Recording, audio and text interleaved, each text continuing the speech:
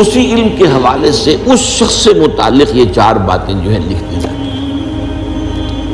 اب اس کو سمجھنا چاہیے، اصل میں جو بات مسئلہ تقدیر کے سمجھنے میں جو یوں سمجھیے کہ ایک بہت آسان فارمولہ ہے اگر سمجھنا چاہے انسان، اور یہ میں عرض کر چکا ہوں کہ سمجھنا چاہیں گے تو سمجھ جائیں گے، تفصیل میں جائیں گے تو الجھ جائیں گے، اور مناظرہ اور مباحثہ کریں گے تو گمراہ ہو جائیں گے۔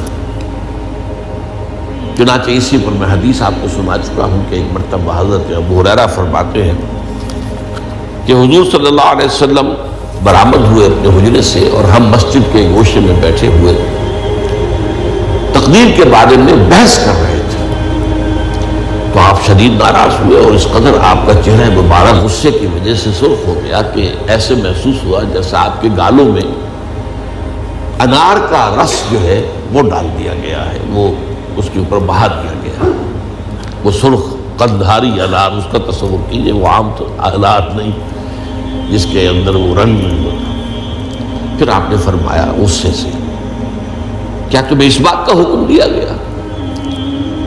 کیا مجھے تمہاری طرف اسی کام کے لیے بھیجا گیا کہ اس مسئلے میں تم بحث کرو؟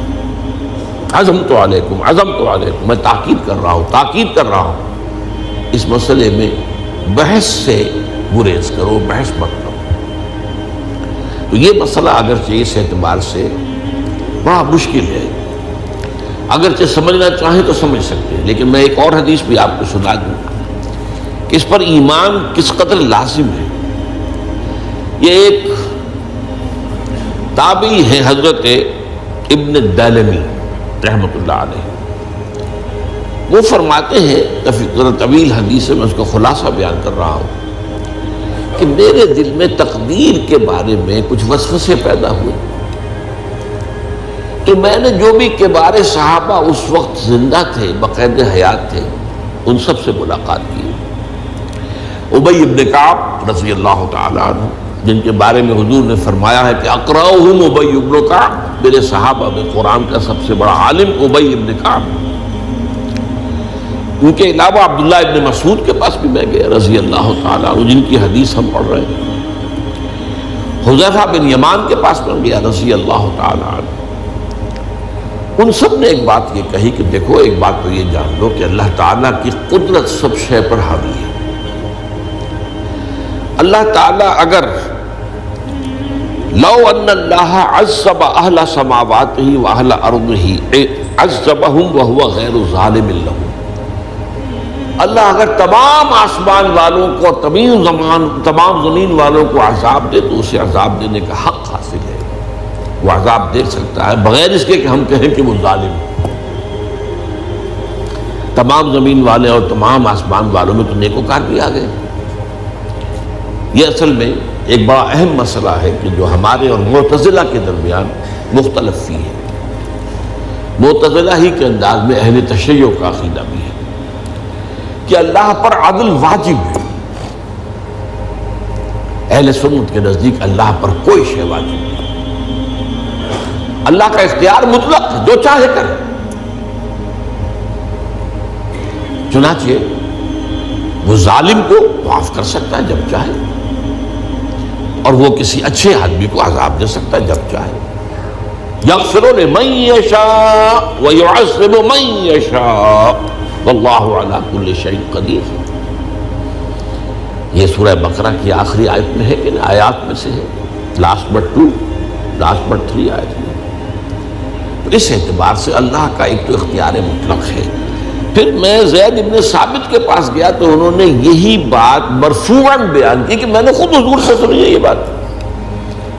باقی 3 صحابہ کے بارے میں تو وہ کہتے ہیں کہ انہوں نے گویا کہ اپنی رائے کا اظہار کیا، اور اگر اللہ تعالیٰ چاہے لو رحمہم، تمام آسمان والوں اور تمام زمین والوں کو بخش دے اور رحم کرے، لکانت رحمتہ خیرا لہم من اعمالہم، تو اس کی رحمت جو ہے وہ یقیناً لوگوں کے اعمال سے بہت بالا ہے، بلند و برتر ہے، تو جو چاہے کرے۔ وہ ابو جہل کو بخش دے، کون اعتراض کر سکے گا؟ اور وہ کسی سے بڑے شخص کو جو ہے وہ عذاب دے، کون اعتراض کر سکتا ہے؟ اس اعتبار سے پھر انہوں نے فرمایا وَلَوْ أَنفَقْتَ مِثْلَ أُحَدٍ ذَهَبًا اور دیکھو ابن الجیرمی جان لو، اگر تم احد کے پہاڑ کے برابر سونا اللہ کی راہ میں خرچ کرو گے فی سبیل اللہ ما قبل اللہ منک حتی یؤمن بالقدر، اللہ تعالیٰ اسے تم سے قبول نہیں کرے گا جب تک کہ تم تقدیر پر ایمان نہیں رکھو۔ اور اس کے بعد فرمایا اعلم، جان لو، انما اصابک لم یکن لیخطئک، جو چیز تم پر واقع ہوتی ہے، کوئی تکلیف آتی ہے، کوئی حادثہ پیش آتا ہے، وہ تم سے ٹلنے والا تھا ہی نہیں۔ مطلب یہ کہ تم سوچو کاش میں یوں نہ کرتا، یوں کر دیتا، اگر یہ ہو جاتا، وہ ہو جاتا تو میں بچ جاتا، نہیں، وہ تو آنے والی بات تھی، وہ اللہ کی کتاب، وہ اللہ تعالیٰ کے علم قدیم کے اندر پہلے سے لکھا ہوا تھا، تو موجود ہے، تو وہ تو آنی ہی آنی تھی۔ وَأَنَّمَا أَخْطَأَكَ لَمْ يَكُنْ لِيُصِيبَكَ، اور جو چیز کہ تم سے چھوٹ گئی، جاتی رہی، تمہارے ہاتھ سے نکل گئی، ممکن ہی نہیں تھا کہ وہ تمہیں ملتی، وہ اللہ تعالیٰ کا وہ جو علم قدیم ہے اس کے اندر پہلے سے طے ہے۔ وَلَوْ مِتَّ عَلَىٰ غَيْرِ هَٰذَا لَدَخَلْتَ النَّارَ، اگر دیکھو تم غور سے سن لو، اگر اس عقیدے کے سوا کسی اور پر تمہاری موت واقع ہوئی تو جہنم میں داخل ہو جاؤ۔ تو یہ اس ایمان بالقدر کی اہمیت کا معاملہ۔ اب اس کے لیے جو میں کہہ رہا تھا کہ ایک فارمولہ جو سمجھ میں آ سکتا ہے وہ یہ ہے، انگریزی کی جو اصطلاحات کے حوالے سے پہلے میں واضح کروں گا، وہ ذرا زیادہ واضح ہے۔ ایک ہے پری نالج، کسی چیز کا علم پہلے سے ہونا، ایک ہے پری ڈیسٹینیشن، کسی شے کا پہلے سے طے پا جانا۔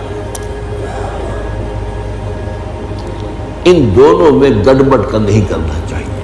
اللہ کا علم قدیم اس کے جبر کو مستلزم نہیں ہے، اس کا علم ہے یہ کہ تم یہ کرو گے، اس کا مطلب یہ نہیں ہے کہ تم اس کے جبر کے تحت کر رہے ہو۔ اس کی ایک سادہ سی مثال میں دیا کرتا ہوں، پھر میں عرض کروں گا، سمجھنا چاہیں تو یہ فارمولہ بہت کافی ہو جائے۔ آپ کسی بچے کے سامنے کوئی کھلونا ڈال دیں، آپ کو تقریباً یقین ہے وہ متوجہ ہوگا، اسے اٹھائے گا۔ ہو سکتا ہے بچہ کسی اور دھن میں ہو اس وقت، ادھر اس کی توجہ کسی اور کو نہ اٹھائے۔ اگر وہ اٹھا لیتا ہے تو آپ کے مجبور کرنے سے تو اس نے نہیں اٹھایا، اس نے تو اٹھایا ہے اپنے انسٹنکٹ کے تحت کہہ لیں، اپنے ارادے کے تحت کہہ لیں، آپ مجبوری آپ نے کی۔ لیکن اللہ تعالیٰ کا جو اندازہ ہوتا ہے، وہ اندازہ قدر کے معنی اندازہ بھی ہے، میں بیان کر چکا ہوں آپ کو۔ اس کا جو علم قدیم ہے وہ غلط ثابت نہیں ہو سکتا۔ ظاہر بات ہے کہ پھر تو اعلیٰ کل شیء علیم وہ ہے، اس کا علم قدیم جو ہے اس میں کوئی خطا نہیں ہو سکتی۔ یہ ہے در حقیقت پری نالج اور پری ڈیسٹینیشن، دونوں کے اندر فرق کر لیا جائے، یہ جبر نہیں ہے۔ ہاں اللہ تعالیٰ کا علم ہے، اس علم کے مطابق چیز جو ہے وہ لکھتی گئی ہے، وہ تو ہو کر رہے گی، ہوتی تو ہے، لیکن اس کے